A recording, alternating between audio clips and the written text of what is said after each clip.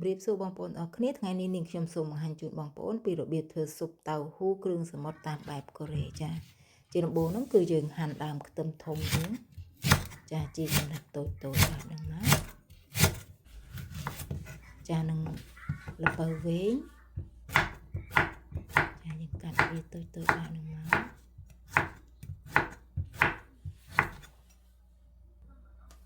ខ្ទឹមបារាំង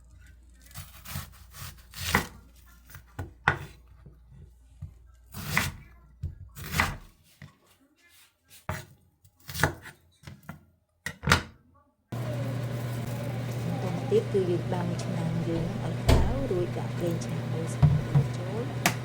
ចារួចដាក់ដើមខ្ទឹមធំយើងឆាវាឲ្យឈ្ងុយទៅមករួចហើយយើងដាក់ចំណត់ពីស្លាបព្រាឲ្យឈ្ងុយរួចដាក់ទឹកឲ្យចូលចារួចនេះខ្ញុំបង់ម្សៅស៊ុបហ្នឹងចំនួន1ស្លាបព្រាពេលចាហើយគ្រឿងសម្រាប់យើង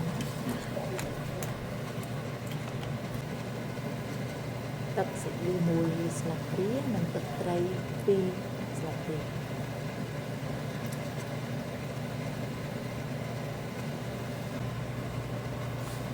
ចារួចហើយពេលដែលទឹកសណ្តែកពុះហ្នឹងគឺនេះខ្ញុំបង់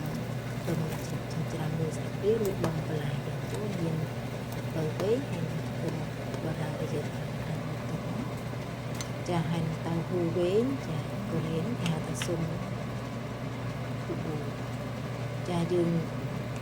ប្រើស្លាបព្រាហ្នឹងមកឲ្យកាត់វាជាដុំតូចៗចាណា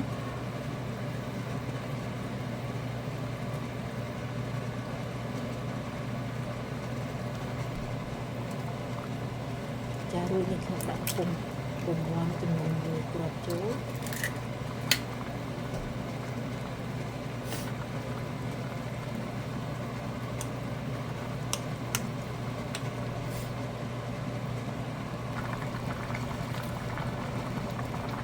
ចាជាចុងក្រោយនេះគឺដាក់ស្លឹកខ្ទឹមហ្នឹង